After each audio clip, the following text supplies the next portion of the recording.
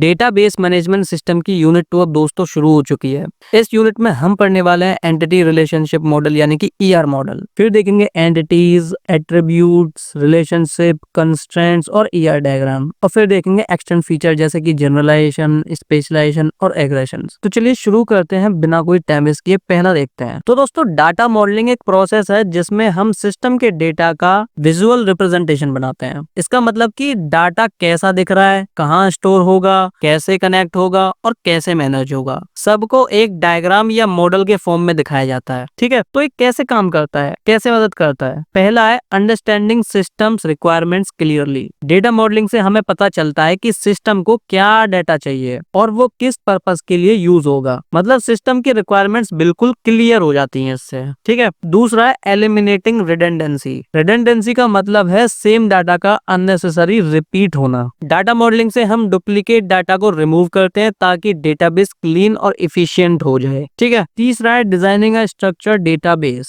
Structured database मतलब कि एक प्रॉपरली डिजाइन डेटाबेस जिसमें सब कुछ लॉजिकल ऑर्डर में हो। डेटा मॉडलिंग से एक तीसरा है designing a structured database. Structured database मतलब कि एक प्रॉपरली डिजाइन डेटाबेस जिसमें सब कुछ लॉजिकल ऑर्डर में हो। डाटा मॉडलिंग से डेटाबेस का shape, layout, table, field, relation सब प्लान हो जाता है। ठीक है, लास्ट है improving data consistency and integrity. अब कंसिस्टेंसी का मतलब होता है डेटा हर जगह सेम हो और इंटीग्रिटी का मतलब होता है डेटा सही और कंप्लीट हो। ठीक है, तो डेटा मॉडलिंग से डाटा एक्यूरेट रहता है, गलतियां कम होती हैं और पूरा सिस्टम रिलायबल बनता है इससे। ठीक, अब डेटा मॉडलिंग का मेन गोल होता है रियल वर्ल्ड डेटा को एक लॉजिकल स्ट्रक्चर में कन्वर्ट करना जिससे डेटाबेस इजीली समझ सकें, स्टोर कर सकें, रिट्राइव कर सकें। इससे सिस्टम फास्ट होता है, ऑर्गेनाइज्ड हो जाता है और एरर फ्री बन जाता है। ठीक, आगे बढ़ते हैं। फिर है एंटिटी रिलेशनशिप मॉडल यानी कि ER model. Entity relationship model एक high level conceptual data modelling technique है। इसका यूज हम इसीलिए करते हैं ताकि सिस्टम की डेटा नीड्स और स्ट्रक्चर को क्लियरली समझ सकें बिना इस बात की टेंशन लिए कि कौन सा डीबीएमएस यूज होगा। ठीक है, यानी कि कौन सा डेटाबेस मैनेजमेंट यूज होगा जैसे MySQL, Oracle। ठीक है, यानी ईआर मॉडल इम्प्लीमेंटेशन इंडिपेंडेंट होता है। तो ईआर मॉडल कैसे हेल्प करता है। पहला है understanding what data will be stored. ER model बताता है सिस्टम में कौन सा डाटा स्टोर होगा जैसे स्टूडेंट्स का, एम्प्लॉय का, ऑर्डर का, प्रोडक्ट्स का। मतलब सिस्टम का डाटा स्कोप क्लियर हो जाता है एकदम। ठीक है, दूसरा है understanding how pieces of data relate to one another. ER model relationship show करता है कि जैसे स्टूडेंट का कोड से क्या रिलेशन है, एम्प्लॉय का डिपार्टमेंट से क्या लिंक है और कस्टमर का ऑर्डर से क्या कनेक्शन है। इससे डाटा का कंप्लीट मैपिंग मिलता है। ठीक, फिर है अंडरस्टैंडिंग विच constraint must hold. ER model constraint define करता है कि कौन सा डाटा अलाउ है और कौन सा डाटा अलाउ नहीं है। एग्जांपल से समझें तो each student must have a unique ID, यानी कि हर स्टूडेंट की एक कोई यूनिक आईडी होती है और कोई हर ऑर्डर किसी एक कस्टमर से बिलोंग करता है। ठीक, तो ये सब इंश्योर करता है कि डाटा एक्यूरेट हो, वैलिड हो और कंसिस्टेंट हो। ठीक है, आगे बढ़ते हैं। तो ईआर मॉडल का मेन गोल होता है ये समझना कि सिस्टम को एग्जैक्टली क्या डाटा चाहिए और वो डाटा एक दूसरे से कैसे कनेक्टेड है। इसकी पूरी इंफॉर्मेशन को हम सिंपल विजुअल फॉर्म में दिखाते हैं जिससे ईआर डायग्राम कहते हैं, जिसे ईआरडी भी कह देते हैं। ठीक है, यानी डायग्राम की हेल्प से हम इजिली बता सकते हैं कि कौन कौन सी एंटिटीज होंगी,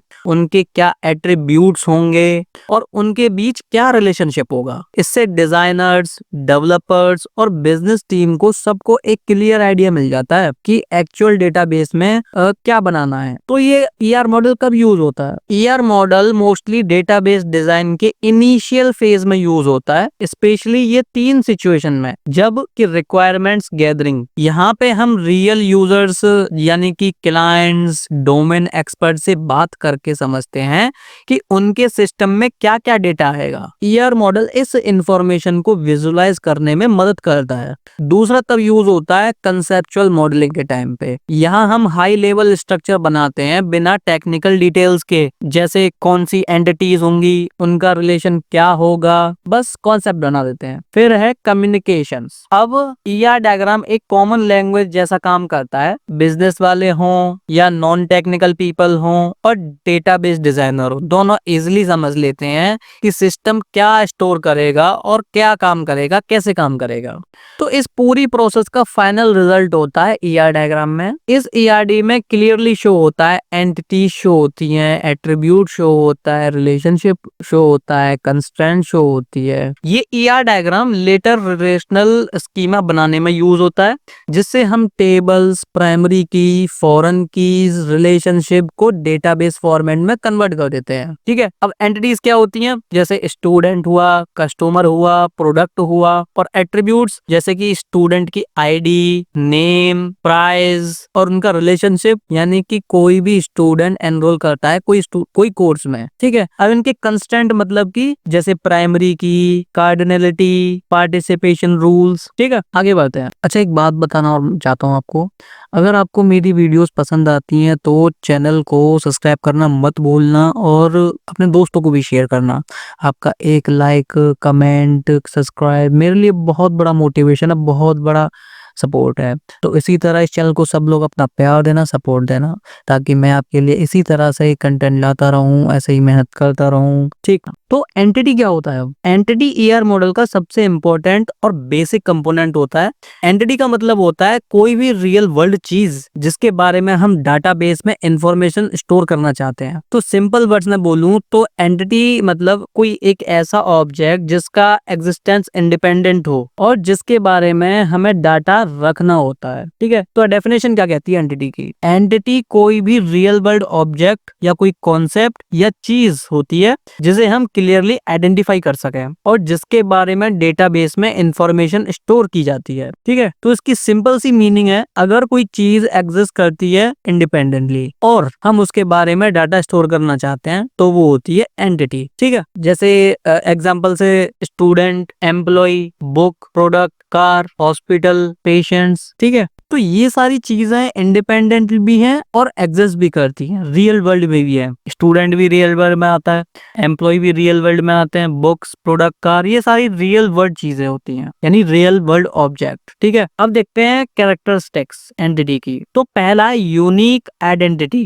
यानी कि हर एंटिटी की अलग पहचान होती है। इसमें हर आइडेंटिटी का एक यूनिक आइडेंटिफायर होना चाहिए जिसकी पहचान हो सके। इसको हम की एट्रीब्यूट भी बोल देते हैं। एग्जाम्पल से देखो तो जैसे हर स्टूडेंट का एक स्टूडेंट आईडी होता है, तो क्या ये एक यूनिक आइडेंटिफायर होता है, स्टूडेंट आईडी। और उसी तरह हर एम्प्लॉय का एक एम्प्लॉय आईडी भी होता है। ठीक है, तो इससे डेटाबेस में किसी एक पर्टिकुलर स्टूडेंट या एम्प्लॉय को इजीली आइडेंटिफाई किया जा सकता है। ठीक, फिर है एट्रीब्यूट्स। एंटिटी के कुछ फीचर्स या कैरेक्टरिस्टिक्स होती हैं जिन्हें एट्रीब्यूट बोलते हैं। एट्रीब्यूट हमें बताते हैं कि एंटिटी के बारे में हम क्या क्या इंफॉर्मेशन स्टोर करेंगे। एग्जांपल से देखो तो अगर कोई बुक है तो बुक की क्या एंटिटीज हो सकती हैं? टाइटल हो सकता है, उसका ऑथर हो सकता है, उसका प्राइस हो सकता है। तो ये सब बुक की एंटिटी के एट्रीब्यूट्स हैं। ठीक, तो रियल वर्ल्ड मीनिंग क्या कहता है? एंटिटी कोई डमी कॉन्सेप्ट नहीं होता, वो रियल वर्ल्ड में यूज होने वाली चीज होती है, यानी एंटिटीज बिजनेस प्रोसेस का हिस्सा होता है। इसे डेटाबेस रियल वर्ल्ड सिचुएशन को प्रॉपरली रिप्रेजेंट कर पाता है। ठीक है, एग्जांपल से देखें तो जैसे लाइब्रेरी में बुक,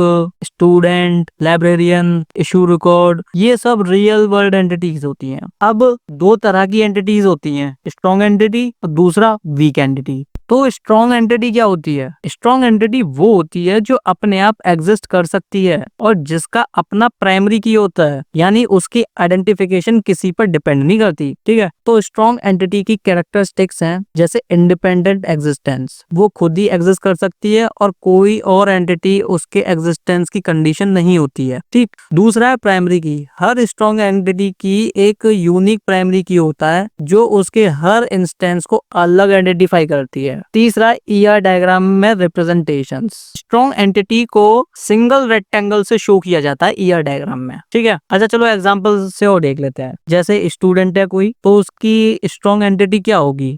जैसे स्टूडेंट आईडी, नेम, एज। फिर वैसे ही डिपार्टमेंट के डिपार्टमेंट की आईडी, डिपार्टमेंट का नाम।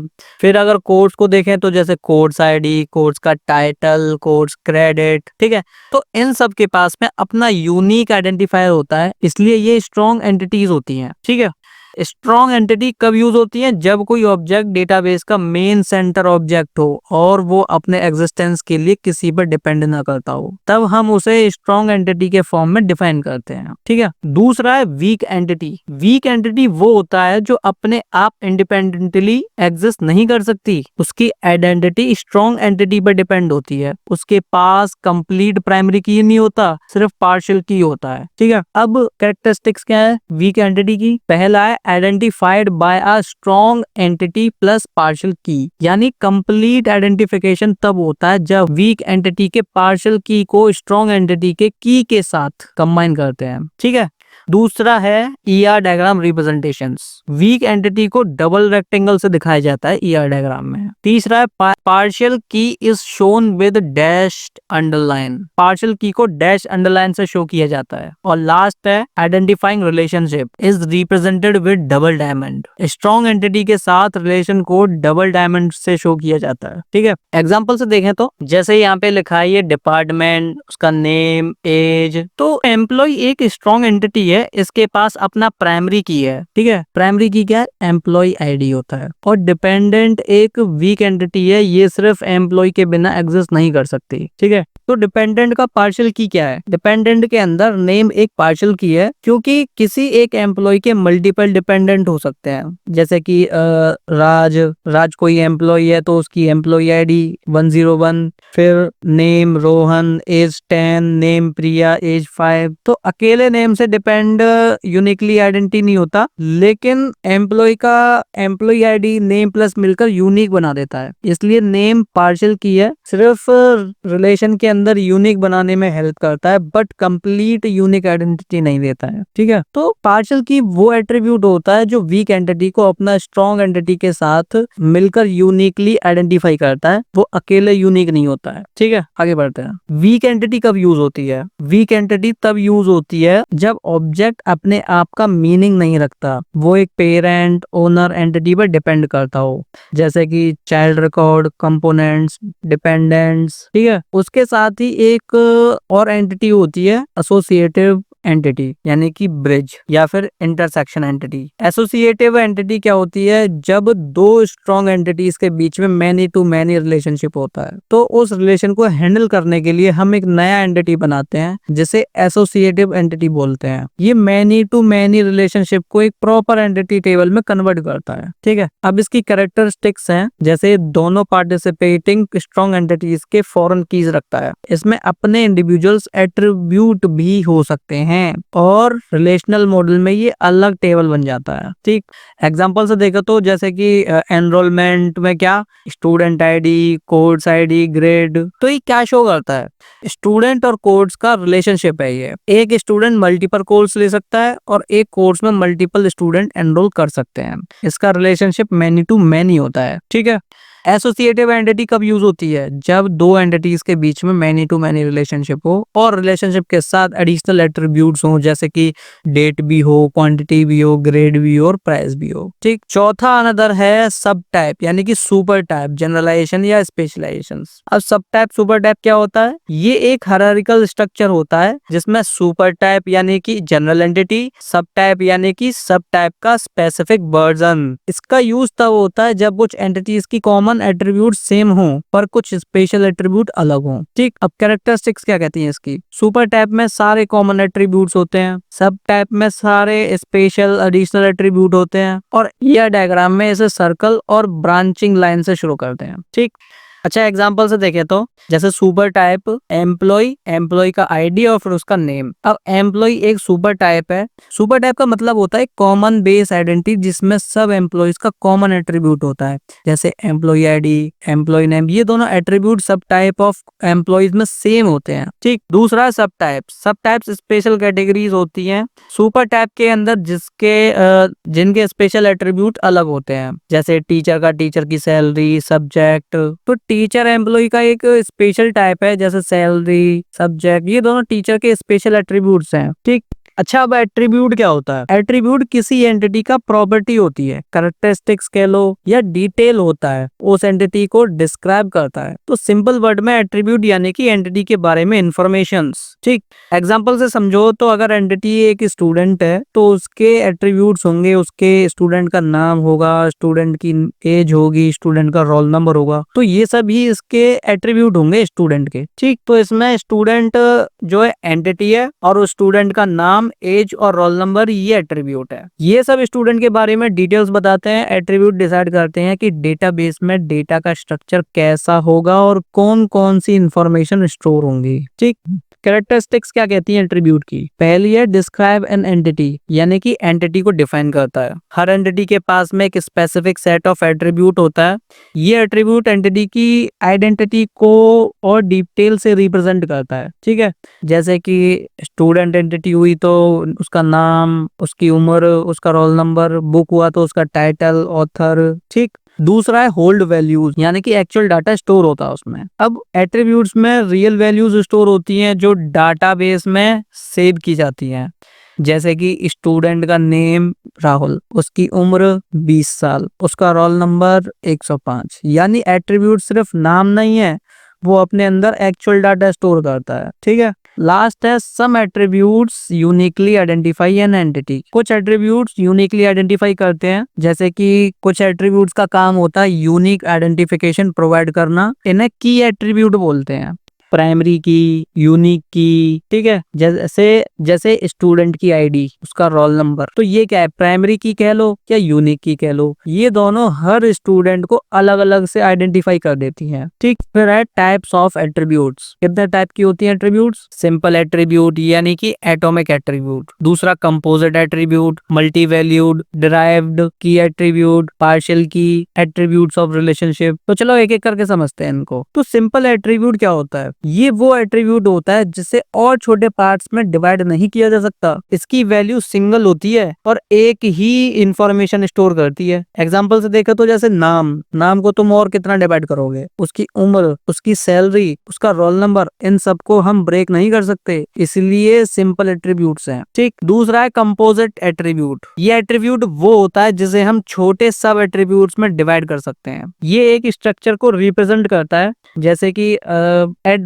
अब एड्रेस तो ब्रेक हो सकता है, स्ट्रीट में ब्रेक हो सकता है, सिटी में, स्टेट में, जिप कोड में। ठीक, अब फुल नेम भी हो सकता है डिवाइड, जैसे first name, middle name, last name. ठीक, तो कंपोजिट एट्रीब्यूट को एक एलिप्स के थ्रू शो करते हैं ईडीईआर डायग्राम में। ठीक है, और उसके छोटे छोटे पार्ट्स को स्मॉल एलिप्स के साथ में कनेक्ट किया जाता है। ठीक, तीसरा है मल्टी वैल्यूड। ये एट्रीब्यूट वो होता है जिसमें एक एंटिटी के लिए मल्टीपल वैल्यूज हो सकती हैं। सिंगल एंटिटी इंस्टेंस के लिए 1 से ज्यादा वैल्यू स्टोर करती है। ठीक है, और ईआर डायग्राम में रिप्रेजेंट करता है डबल एलिप्स में, यानी कि मल्टी वैल्यूड एट्रीब्यूट को डबल एलिप्स से शो किया जाता है। ठीक, अब एग्जांपल से देखें तो जैसे कि फोन नंबर। अब एक पर्सन के मल्टीपल फोन नंबर भी हो सकते हैं। दूसरा स्किल्स, अब किसी एम्प्लॉय के मल्टीपल स्किल्स भी हो सकते हैं। तो ये वही है, ये एट्रीब्यूट मल्टीपल वैल्यूज को स्टोर करता है। ठीक, चौथा है ड्राइव्ड एट्रीब्यूट। ये वो एट्रीब्यूट होता है जिसकी वैल्यू किसी और स्टोर्ड एट्रीब्यूट से कैलकुलेट होती है। इसको डेटाबेस में फिजिकली स्टोर करने की जरूरत नहीं होती है। ठीक है,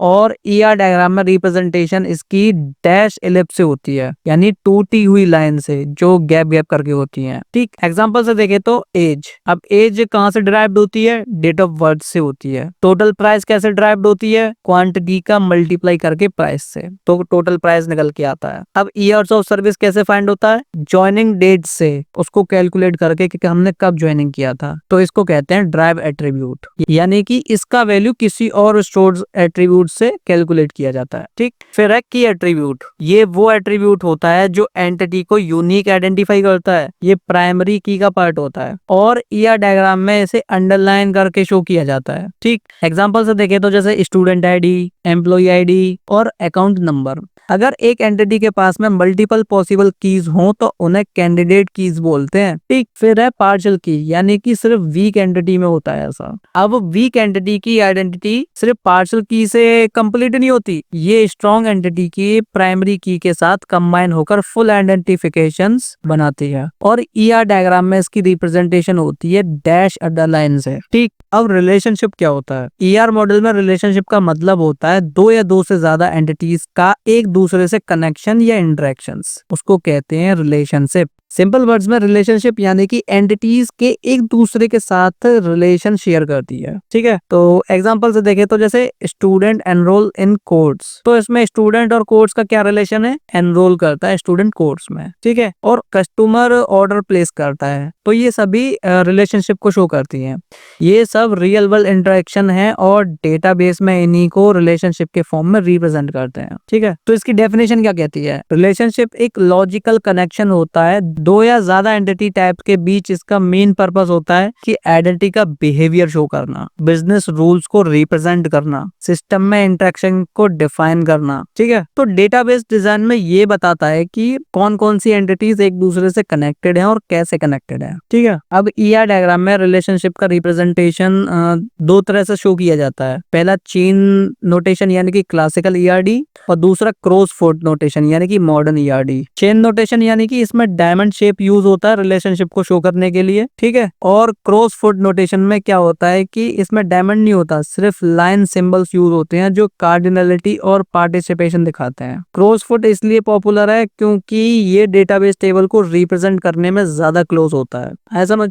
अब डिग्री ऑफ रिलेशनशिप क्या है? डिग्री का सिंपल सा मतलब है कितने एंटिटी टाइप्स एक रिलेशनशिप में पार्टिसिपेट कर रहे हैं। मतलब एक रिलेशन में एक एंटिटी, दो एंटिटीज या तीन एंटिटीज इन्वॉल्व हो सकती हैं। ठीक है, चलो इन टाइप्स को अब थोड़ा डिटेल में समझते हैं। तो पहला टाइप है यूनरी यानी कि रिकर्सिव रिलेशनशिप यानी डिग्री 1। इसमें एक ही एंटिटी अपने आप से रिलेटेड होती है, ये सेल्फ रिलेशनशिप होता है। ठीक है, एग्जांपल से समझो, एम्प्लॉय मैनेज एम्प्लॉय, एक एम्प्लॉय दूसरे एम्प्लॉय को मैनेज करता है। दूसरा पर्सन मैरिड टू पर्सन, एक पर्सन दूसरे पर्सन से शादी करता है। तीसरा फोल्डर कंटेन्स फोल्डर, एक फोल्डर के अंदर दूसरा फोल्डर होता है। तो रिकर्सिव क्यों कहते हैं? क्योंकि एंटिटी खुद ही अपने आप रिलेशन बना रही होती है, इसलिए इसे कहते हैं रिकर्सिव। दूसरा है बाइनरी रिलेशनशिप यानी कि डिग्री 2, सबसे कॉमन यही होता है।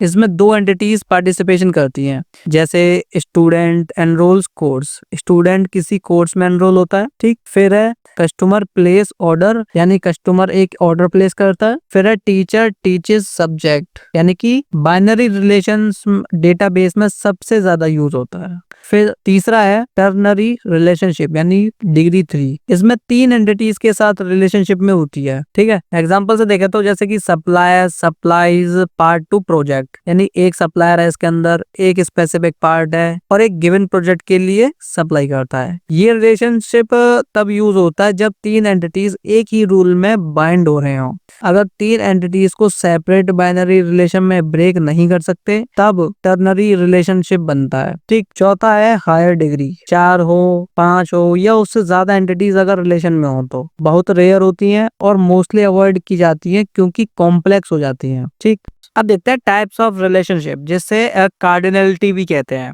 कार्डिनलिटी का सिंपल सा मतलब है एक एंटिटी के कितने रिकॉर्ड्स दूसरी एंटिटी के कितने रिकॉर्ड से रिलेट कर सकते हैं। तो डेटाबेस डिजाइन में कार्डिनलिटी बताती है कि एक एंटिटी का कितनों से रिलेशन हो सकता है और मेनी एंटिटी किस लिमिट तक कनेक्ट हो सकती है। तो कार्डिनलिटी के तीन मेन टाइप्स होते हैं। ठीक, पहला 1 to 1, दूसरा 1 to many, तीसरा many to 1 और फिर होता है एक many to many। ठीक, तो 1 to 1 यानी कि एक एंटिटी का एक ही इंस्टेंस दूसरी एंटिटी के एक ही इंस्टेंस से रिलेट होता है। एग्जांपल से देखो तो जैसे पर्सन और पासपोर्ट, एक पर्सन का सिर्फ एक ही पासपोर्ट हो सकता है और एक पासपोर्ट पे सिर्फ एक पर्सन हो सकता है। ठीक, फिर है कंट्री और कैपिटल सिटी, हर कंट्री का सिर्फ एक ही कैपिटल हो सकता है। ठीक, दूसरा है 1 to many, एक एंटिटी के मेनी इंस्टेंस से रिलेटेड हो सकती है। एग्जांपल से देखा तो जैसे डिपार्टमेंट और फिर एम्प्लॉइज, तो एक डिपार्टमेंट में बहुत सारे एम्प्लॉइज हो सकते हैं।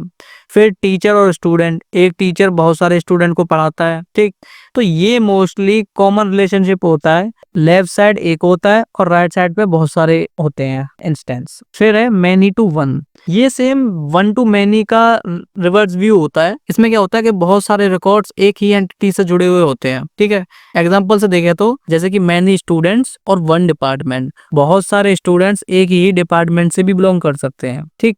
अब इसकी आइडेंटिफाई कैसे करें? अगर डिपार्टमेंट या स्टूडेंट है तो क्या हो गया 1/n, और स्टूडेंट्स और डिपार्टमेंट का हो गया यानी कि n/1। तो ये दोनों सेम रिलेशनशिप को टू एंगल से देखने का तरीका है, ठीक।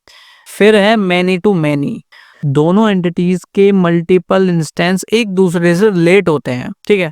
एग्जांपल से देखें तो स्टूडेंट और कोर्सेज, एक स्टूडेंट मल्टीपल कोर्सेज ले सकता है और एक कोर्सेज में मल्टीपल स्टूडेंट्स भी हो सकते हैं, ठीक। अब many to many relationship relational database में डायरेक्टली स्टोर नहीं होता, इसको कन्वर्ट करना पड़ता है एसोसिएटिव एंटिटी में या ब्रिज टेबल में, ठीक। एग्जांपल से देखें तो जैसे कि स्टूडेंट कोर्स, तो उसके अंदर क्या होगा student ID, student course ID, जिसमें दोनों फॉरेन की यूज होती हैं, ठीक है। तो आज के लिए सिर्फ इतना ही, बाकी का कवर करेंगे हम नेक्स्ट पार्ट में। जब तक ले गुड बाय एंड टाटा।